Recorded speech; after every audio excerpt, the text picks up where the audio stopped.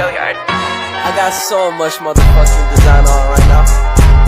Break it down, bring it back, make it clap. I got 3 old thoughts, new block, where that day. Bitches on my line, and you know they come straight. Hold up, what it not, 45, scope it cash like whoa. How you fucking with these hoes up? Assalamualaikum warahmatullahi wabarakatuh. Saya Fiana Azira akan menjelaskan tentang pengambilan keputusan di lembaga pendidikan. 1. Pengambilan keputusan. Istilah pengambilan keputusan sesungguhnya adalah terjemah dari bahasa Inggris decision maker yang berasal dari kata decision dan maker keduanya berasal dari bahasa Inggris.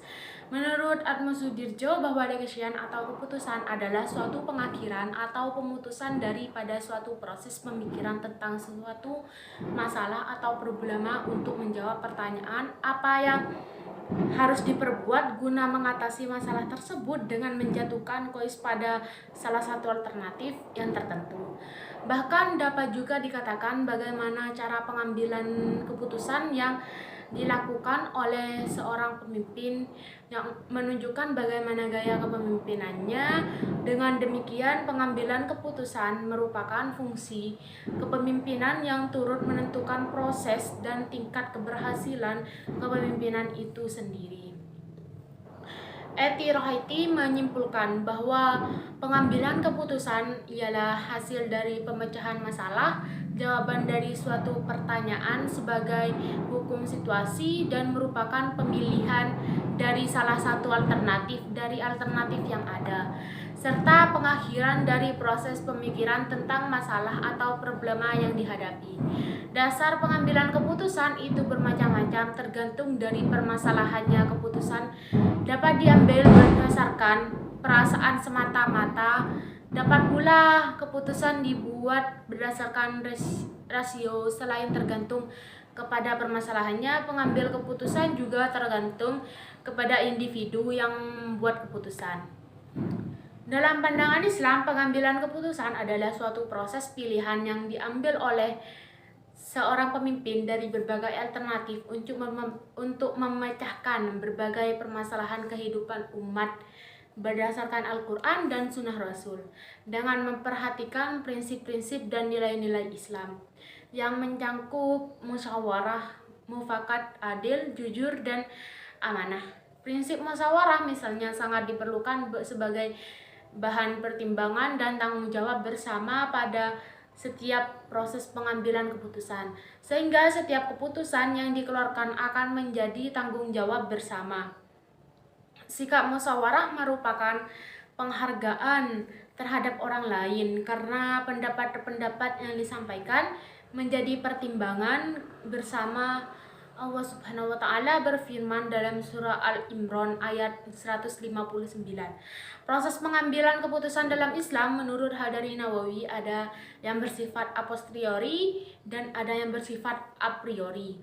Proses pengambilan keputusan bersifat a posteriori menurut Hadari Nawawi mencakup 1. Al-Quran, Sunnah, Ijma, Qiyas, 2. Langkah-langkah. Pengambilan keputusan seorang manajer perlu memahami langkah-langkah pengambilan keputusan sebagaimana dikemukakan oleh Mondi dan Premaux yang terdiri dari 5 langkah, yaitu mengidentifikasi masalah atau peluang, membuat alternatif-alternatif, mengevaluasi alternatif, memiliki dan mengimplementasikan alternatif. Mengevaluasi alternatif. 3. Unsur-unsur yang perlu diperhatikan dan prinsip-prinsip dasar dalam pengambilan keputusan. Dalam pengambilan keputusan ada 3 unsur yang harus diperhatikan, yaitu 1.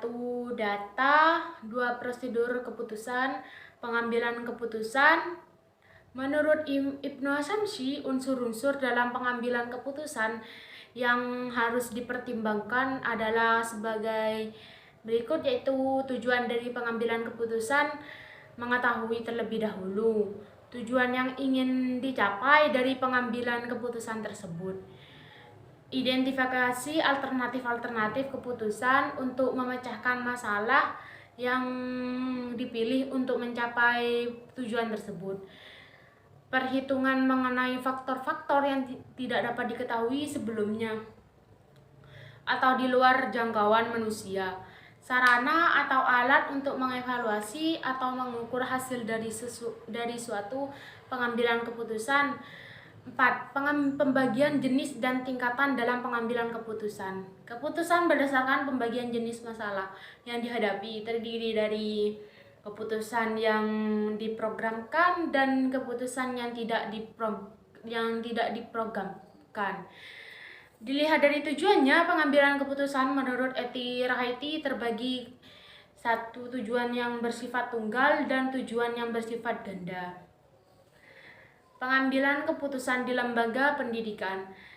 1. Kepemimpinan. Lembaga pendidikan dan pengambilan keputusan Hadar Nawawi mengatakan bahwa organisasi hanya akan berfungsi jika para pemimpin memiliki kemampuan mengambil keputusan dan memerintahkan pelaksanaannya kepada anggota organisasi sesuai dengan bidang tugas dan tanggung jawabnya. Kepemimpinan dalam Islam dipandang sebagai sesuatu yang bukan diinginkan secara pribadi, tetapi lebih dipandang sebagai kebutuhan tatanan sosial. 2. Faktor-faktor yang mempengaruhi pengambilan keputusan di lembaga pendidikan.